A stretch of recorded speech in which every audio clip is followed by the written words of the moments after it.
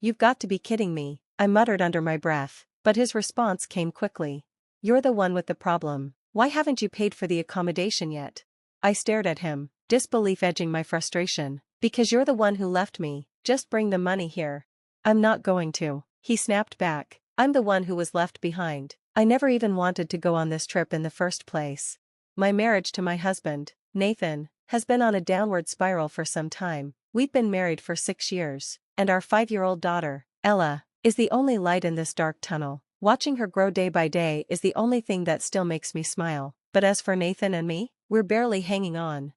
I gave up my job when Ella was just a year old, thinking I'd focus on our home and family. Nathan said if I wasn't working, I'd need to handle everything around the house, so I took care of all the housework, all the parenting, alone. When Ella was a newborn, the sleep deprivation was overwhelming. I begged Nathan for help, but his response was cold and dismissive. I can divorce you anytime if you have a problem with it.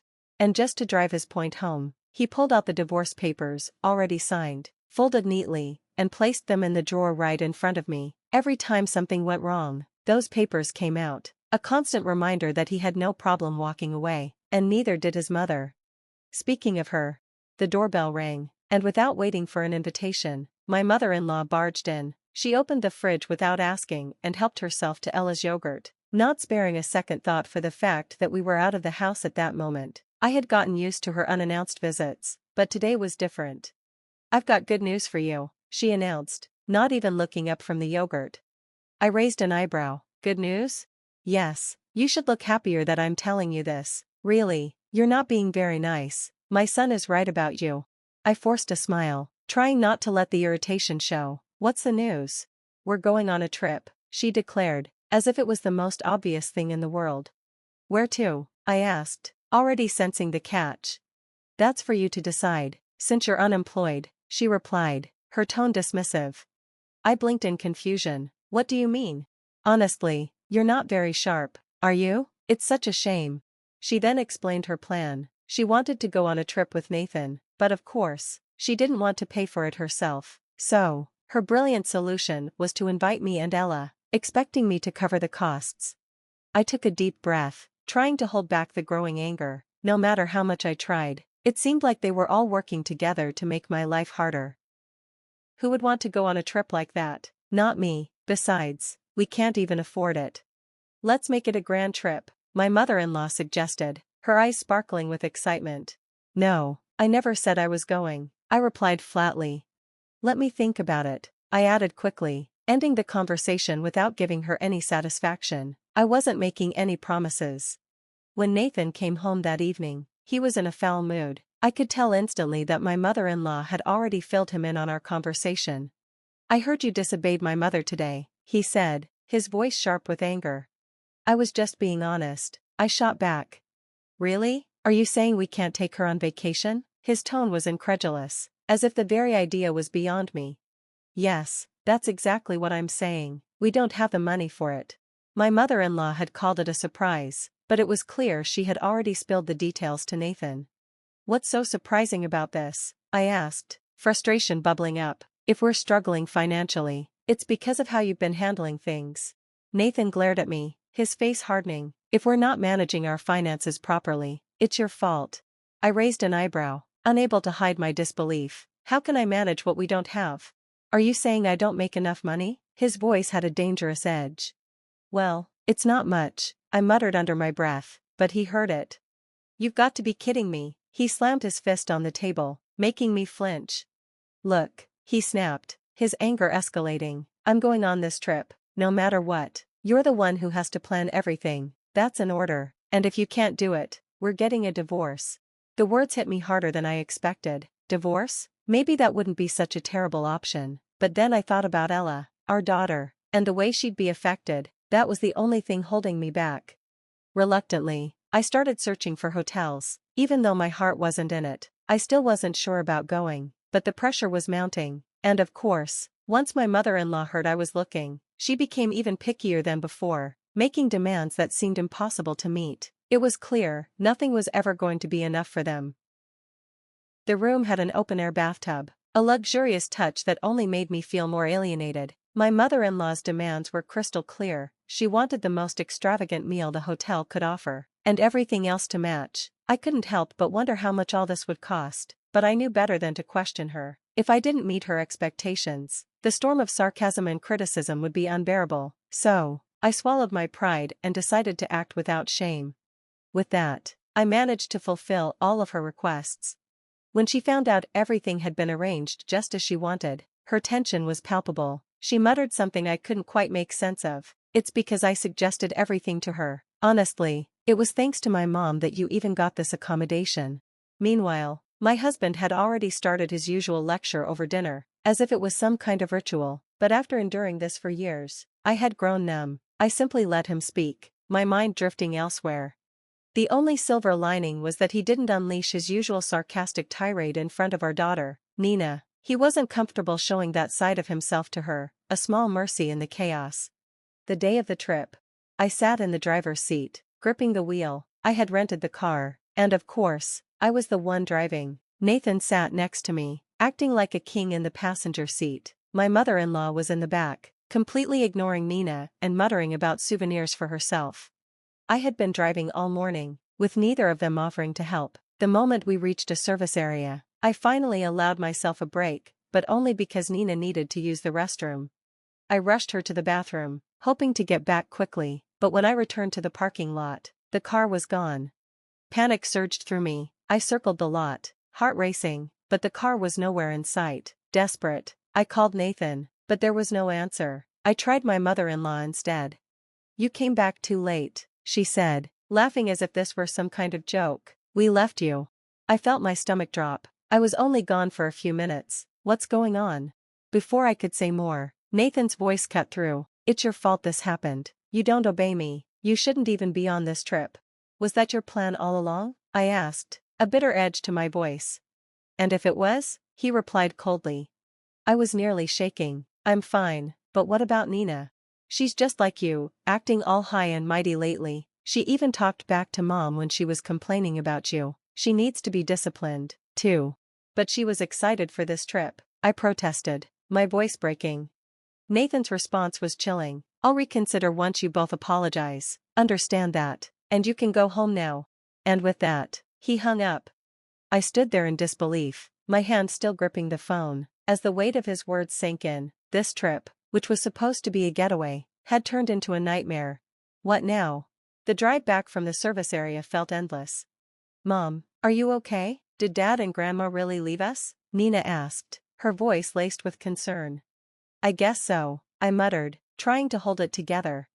"They're so mean, aren't they?" she added, her little face scrunched in confusion. "Yeah, I think so too," I agreed, my heart sinking. "Are we going home?" she asked, her eyes wide with uncertainty. "Yes, we are, but I know you were looking forward to this trip." "Only because it's with you, Mom. If you're going home, I'm going too." Her innocent smile, so full of love and trust, was the only thing keeping me grounded. I hugged her tightly, grateful for her sweetness amidst all the chaos. I called Lisa, a friend who lived nearby, and told her everything. Without hesitation, she offered to pick us up and bring us home. Back home. Lisa settled Nina into bed and made sure she was asleep before turning to me. "What are you going to do now?" she asked, concern in her eyes. "I think I'm getting a divorce," I said, my voice steady but filled with finality. "That's good. You put up with it for too long," Lisa replied, her tone firm but supportive. "Yeah, I definitely don't want a husband who treats me, and especially Nina, like this anymore." I pulled the divorce papers from a drawer, the ones Nathan had proudly shown me all those years ago, the ones that had been tucked away for far too long. I signed them without hesitation and handed them to Lisa to witness. Ironically, my mother-in-law's name was already written in the other witness box. Thanks to that, I was able to file them right away. 3 days later, after dropping Nina off at kindergarten, my phone rang, and I almost didn't want to answer, but I did. "You've got to be kidding me. You're the one with the problem." Nathan's voice was sharp, full of anger. "Why haven't you paid for the accommodation?" "Because you're the one who left me. You should have paid in advance," I replied, my tone cold. "Oh, really?" he shot back. "Then why does it cost $6,000 for the hotel?" "It's the result of fulfilling every one of your mother's demands," I said flatly, Get over there and split it. That's $3,000 each. There was a brief pause. Then I heard a woman's voice in the background. It's time for you to pay. If you don't, I'll call the police, she said, her voice stern. No problem. My wife will pay, she's on her way now, Nathan answered, sounding smug. Where is your wife? The woman asked, confusion in her voice. At home, Nathan replied, unaware of the shift in tone. The woman paused for a moment, then, she spoke again. I checked your address, and it seems like she's a long way from here. Excuse me? Nathan said, his voice rising. I've been friends with your wife since high school, the woman said. I was the one who picked her and your daughter up from the service area. The words hung in the air between them, and for a brief moment, I could almost hear the tension on the other end of the line. Without any hesitation, I shamelessly reached out to my old friend for help with the trip. She immediately offered me the use of the hotel she owned, free of charge. Back in high school, she had struggled with her future. Her family owned a prestigious hotel, but it was never what she wanted. As the only daughter, the pressure to take over had been overwhelming, and in the end, she reluctantly stepped into the role. I was the one who had supported her through those tough times, cheering her on when she felt lost. Now, years later, she said she owed me for that support and was determined to return the favor. When I told her she didn't need to go so far, and that she could simply stay at the hotel if she wanted, she was firm. You're not here as friends, she said, her tone professional. You're guests, and as guests, I expect you to pay the full price. All right, she added, turning to Nathan, my ex-husband. Why don't you pay with your credit card for now, and you can settle with your wife later? I don't want to do that, he muttered, his face hardening. It's not that you don't want to, she retorted, it's that you can't. What do you mean? Nathan's voice rose with confusion. Your son's salary is $1,200 a month, and your credit card limit is $3,000 at most, Lisa replied with a pointed look. What, you mean my wife's been lying? Nathan's face twisted in anger. You said you were making a good salary. He fell silent as the truth settled in. Nathan was a salesman, but his salary was barely enough to cover his bills. While he did earn incentives for successful contracts, those were inconsistent and hardly enough to meet the image he projected. Don't tell me you're planning to pay with your savings, Lisa added sarcastically. The savings you're using for alimony and child support, no doubt. Nathan's face turned red. What the hell are you talking about? He shouted. I took a breath and spoke calmly. I filed for divorce. Didn't you always say you'd divorce me anytime? Well, I made it official. It's already submitted. So, we're not married anymore? He asked, his voice shaky with disbelief. That's correct, I answered, my voice steady. Wait a minute. I won't wait, I replied, cutting him off. In the end, Nathan grudgingly promised Lisa that he would pay for the hotel stay in installments, but I wasn't about to let him off easy.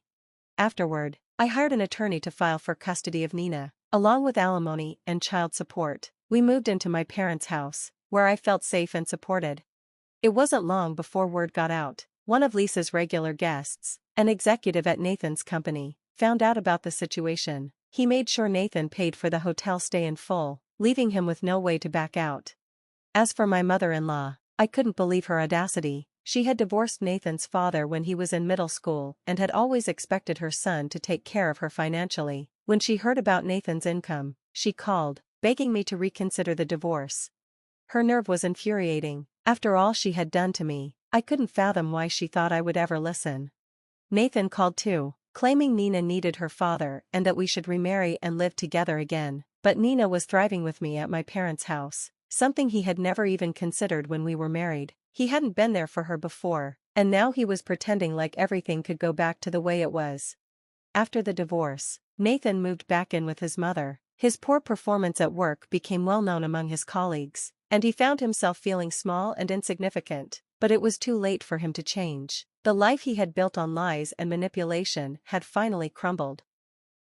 Next weekend, my daughter and I will be visiting Lisa's hotel. I've started a new job, one that's helping me lay a solid foundation for our future. It's been a while since I've worked, but it feels so much more fulfilling than the marriage I left behind. I've come to realize that the idea children are better off with both parents isn't always true. For us, what matters most is having a parent who is genuinely happy and present. That's what Nina needs, and that's what I'm giving her. This divorce has taught me a lot, but one thing has remained constant: my commitment to always put my daughter first. With her by my side, I know I can face anything and give my best, no matter the circumstances. As for my ex-husband, it seems like people like him have an endless well of confidence, but I often wonder where it really comes from. Maybe it's built on denial or arrogance. Either way, I've made peace with my decision. I know I did what was best for both Nina and me.